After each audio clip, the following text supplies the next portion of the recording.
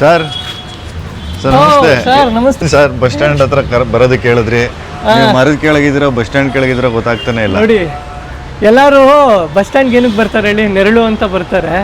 ಆದರೆ ಈ ಬಸ್ ಸ್ಟ್ಯಾಂಡ್ಗೆ ನೆರಳು ಕೊಡ್ತಾರಂತ ಒಂದು ಮರ ಇದೆ. ಆ ಮರದಿಂದ ಒಂದು ಕತೆ ಇದೆ, ಒಂದು ಶಾಸನನೂ ಇದೆ. ಅದು ನಿಮಗೆ ತೋರಿಸ್ತೀನಿ ಬನ್ನಿ. ನೋಡಿ ಸರ್, ಬೆಂಗಳೂರು ಗಾರ್ಡನ್ ಸಿಟಿ ಅಂತ ಹೇಳೋದಕ್ಕೆ ಒಂದು ದೊಡ್ಡ ಸಾಕ್ಷಿ. ಸ್ವತಂತ್ರ ಪೂರ್ವದಲ್ಲಿ ಮುನಿಯಪ್ಪ ಅನ್ನುವಂತಹ ವೃಕ್ಷ ಪ್ರೇಮಿ ಹಾಕ್ಸಿರುವಂತಹ ಈ ಶಾಸನ ಏನ್ ಹೇಳುತ್ತೆ ಅಂದ್ರೆ, ಈ ಮರದಲ್ಲಿ ರೆಂಬೆಯನ್ನು ಕಡಿದವರು ತಾಯಿಗೆ ತಪ್ಪಿದ ಪಾಪಕ್ಕೆ ಗುರಿಯಾಗುತ್ತಾರೆ, ಮುನಿಯಪ್ಪ ಅಂತ ಹಾಕ್ಸಿದ್ದಾರೆ. ನಿಮ್ಗೆಲ್ಲ ಗೊತ್ತು, ಇದೆಲ್ಲ ವೃಷಭಾವತಿ ಝೋನ್ ವ್ಯಾಲಿ, ಚನ್ನಮ್ಮನಕೆರೆ, ಹೊಸಕೆರೆಹಳ್ಳಿ, ಬನಶಂಕರಿ. ಆದ್ರೆ ನೋಡಿ, ಆ ಮರ ಹಂಗೆ ಹಬ್ಬಿದೆ. ಇವತ್ತು ಬಸ್ ಸ್ಟ್ಯಾಂಡ್ ಕೂಡ ಇದೆ. ಇವತ್ತು ನಾವು ಪ್ರಕೃತಿನೂ ಉಳಿಸ್ಕೊಬೇಕು, ಜಾಗತಿಕವಾಗಿ ಬೆಳವಣಿಗೆನೂ ಆಗ್ಬೇಕು. ಎಲ್ಲರೂ ಮಧ್ಯೆ ನಾವು ಸಿಕ್ಕಾಕೊಂಡಿದೀವಿ ಅನ್ನೋದಕ್ಕೆ ಈ ಶಾಸನ ಮತ್ತೆ ಈ ಮರ ಸಾಕ್ಷಿಯಾಗಿದೆ.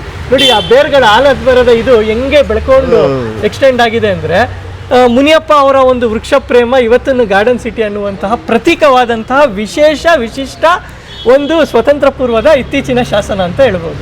ಅಂದ್ರೆ ಇದುವರೆಗೂ ನಾವು ಯಾವ್ದಾವ್ದೋ ಕಾರಣಗಳಿಗೆ ಶಾಸನಗಳು ಹಾಕ್ಸಿರೋದನ್ನ ನೋಡಿದೀವಿ. ಬಟ್ ಇಲ್ಲಿ ಒಂದು ಮರನ, ಅದು ರೆಂಬೆ, ಮರ ಕಡಿಯೋದಲ್ಲ, ರೆಂಬೆನೂ ಕಡಿಬೇಡಿ ಅಂತ ಹೇಳಿ ಒಂದು ಶಾಸನ ಹಾಕಿದ್ದಾರೆ. ಅಂದ್ರೆ ಒಂದು ಮರದ ಬೆಲೆ. ಹೌದು. ಹಾಗೇನ್ ಇಲ್ಲೇನು ಒಂದು ದೇವಸ್ಥಾನ ಏನು ಕಟ್ಟಿಲ್ಲ ಅವರು. ಆಮೇಲೆ ಇದ್ರ ಮೇಲೆ ಒಂದು ಪೂಜ್ಯ ಭಾವನೆ ಬಂದಿರ್ಬೋದು.